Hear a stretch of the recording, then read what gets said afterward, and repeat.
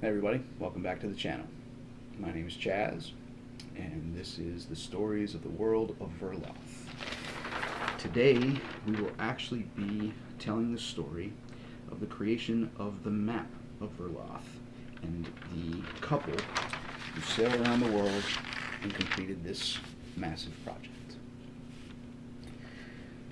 Mikas was a young orc living in the city of Hammerfell.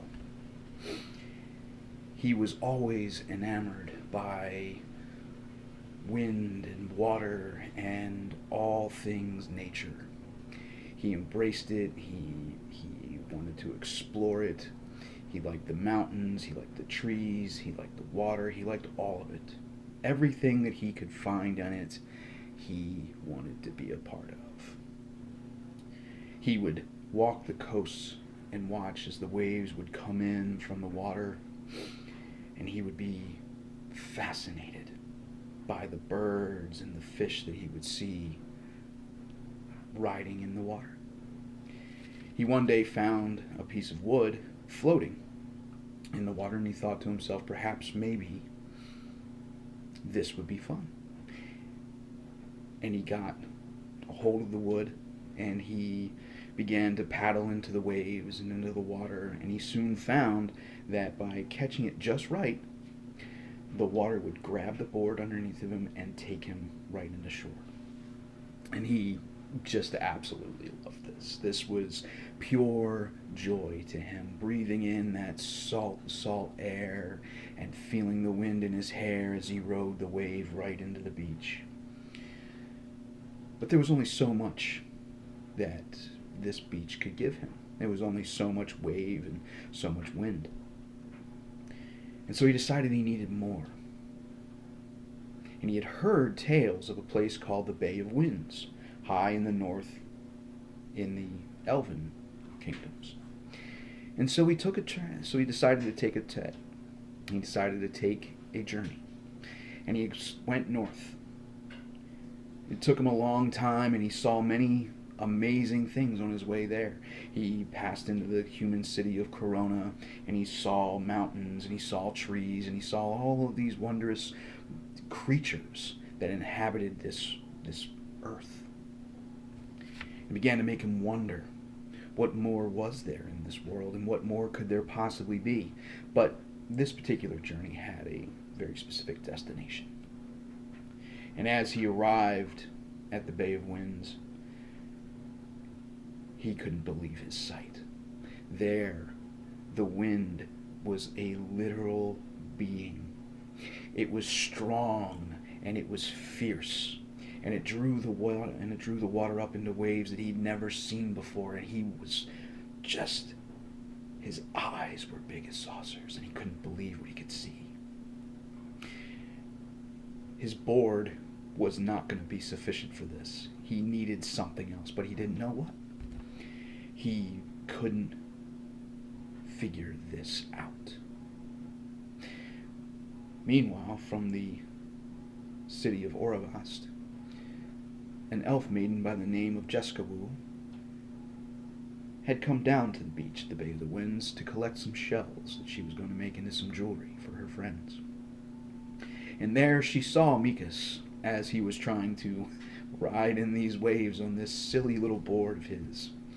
And she watched him with intent, and she studied his movements and all that he would do. And as she looked at her own dress and the way that it would billow in the wind and everything, an idea occurred to her. She walked up to the young Mikas, and she showed him the way that her dress was billowing in the wind, and that when you held up a piece of fabric, how when the wind caught it, it would actually pull. And so Mikas was astounded by this. He was quickly like, what can I do with all of this? And he grabs the sheet from Jeskawo, and he gets on the board and he holds it up. But of course he moves nowhere. And Jeskawo just shakes her head, and she just laughs, and she shows him how to make a larger board. And he puts a post in the middle of that board, and he puts a large sheet attached to this post, and soon Mikas is in the Bay of the Winds, riding the waves that he would never have dreamed of being able to ride. This experience changes everything for him. For now, this is not just riding waves, but this is communing with the very nature that he himself loves most dearly.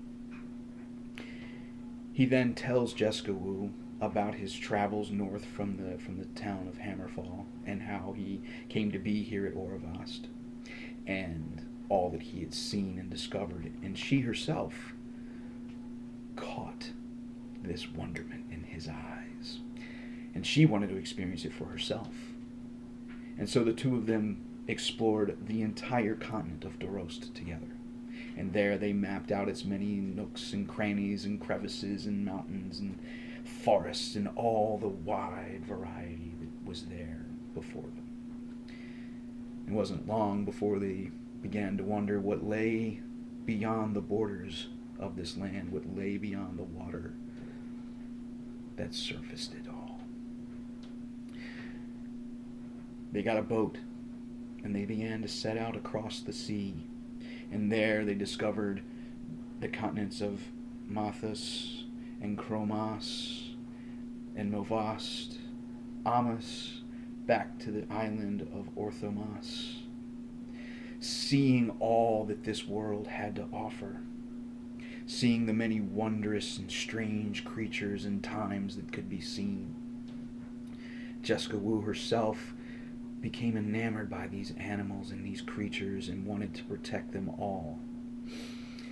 And when they returned back to Hammerfall, Jeskawo and Mikas established within the town a sanctuary, a grand place where these creatures and animals could find peace and harmony and a home to know love and all that it had to offer.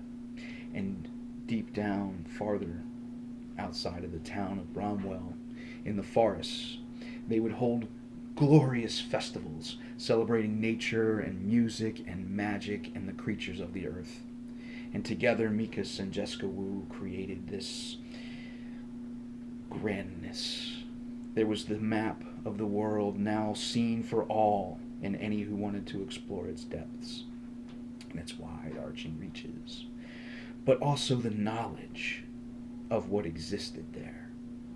Jeskawo sat down and began penning out a book, and in this book she created all of the creatures, and she detailed everything that she could learn about them in her sanctuary and even in their natural habitats.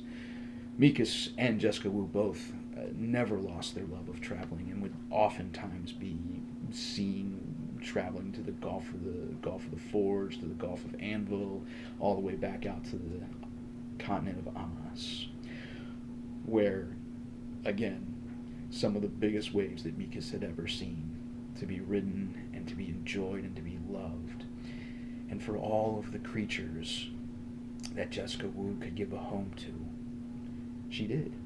And they both found an intense amount of happiness in doing this.